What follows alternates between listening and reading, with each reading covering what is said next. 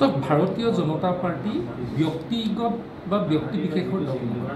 এই ভাৰতীয় জনতা পাৰ্টি আজিৰ দিনটোত যে পৃথিৱীৰ এটা শক্তিশালী ৰাজনৈতিক দললৈ পৰ্যবেক্ষিত হৈছে, ইয়াৰ কাৰণটোৱে হৈছে ইয়াতে ৰাইজে যেনেধৰণে বিচাৰিব, সমাজে যেনেধৰণে বিচাৰিব, তেনেধৰণে বিধায়ক বা সাংসদ নিৰ্বাচিত হয়। ইয়াতে বিধায়ক বা সাংসদজনে দলটো নচলায়, ইয়াত দলে বিধায়ক আৰু সাংসদক চলায়, আৰু যেনেধৰণে দলে সিদ্ধান্ত লয় তেনেধৰণে বিধায়কৰ প্ৰাৰ্থিত্ব আগবঢ়ায়।